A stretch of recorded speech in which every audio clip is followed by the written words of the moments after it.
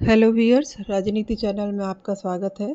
सांस्कृतिक राष्ट्रवाद की इस श्रृंखला में आज मैं भरे और वहाँ स्थित शिव जी के बहुत प्राचीन मंदिर भारेश्वर महादेव के बारे में कुछ जानकारी शेयर करूँगी।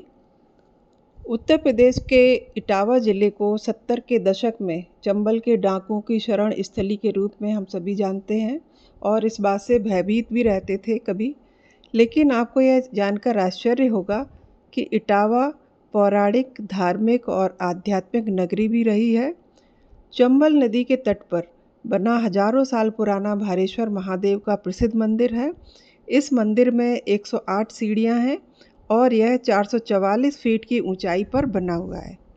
भारेश्वर महादेव मंदिर में स्थापित शिवलिंग के संबंध में यह बताया जाता है कि जब पांडवों को 12 वर्ष का वनवास मिला था तो वह इटावा के चकर नगर क्षेत्र, जो पहले इच्छक नगरी के नाम से जाना जाता था, इसी क्षेत्र में पांडवों ने कीचक का वध किया था। उसके बाद पांडवों ने भरे क्षेत्र में शरण ली थी और एक शिवलिंग स्थापित करके यहाँ घोर तपस्या की थी।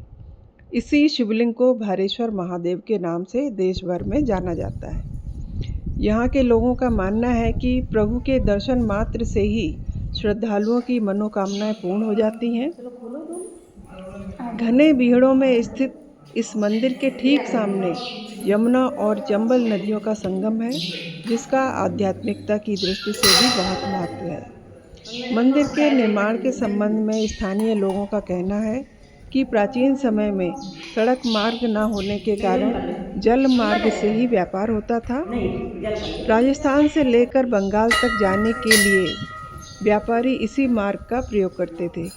राजस्थान के एक व्यापारी मदन लाल नाव से कानपुर की ओर जा रहे थे, तभी उनकी नाव चंबल और यमुना के भंवर में फंस गई। सामने दिख रहे भारेश्वर महादेव को देखकर संकट की इस घड़ी में व्यापारी ने महादेव को याद किया, जिसके बाद नाव सुरक्षित भंवर से बाहर निकल आई। इस व्यापारी ने अपने कार्य से लौटने के बाद भव्य मंदिर का निर्माण करवाया। इस संबंध में एक और कथानक जुड़ा हुआ है। 1857 के स्वतंत्रता संग्राम से भी इस मंदिर का संबंध रहा है। ऐसा कहा जाता है कि भरे के राजा रूप सिंह ने ब्रिटिश साम्राज्य के खिलाफ इस स्थल पर सैन्य प्रशिक्षण की कार्यशाला बनाई थी। एक बार जब अंग्रेजों ने इस मंदिर को घेर लिया तो मंदिर से निकले बर्रों ने ब्रिटिश सेना को पीछे हटने पर मजबूर कर दिया। मंदिर के सामने बह रही चंबल नदी में डॉल्फिन भी पाई जाती है, जिसे देखने के लिए कभी कभी विदेशी पर्यटक भी आते हैं।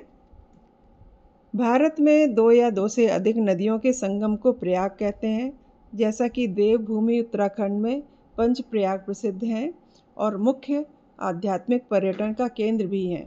उसी प्रकार यमुना और चंबल के प्रयाग भरे को भी धार्मिक और आध्यात्मिक पर्यटन केंद्र के रूप में विकसित करने की आवश्यकता है।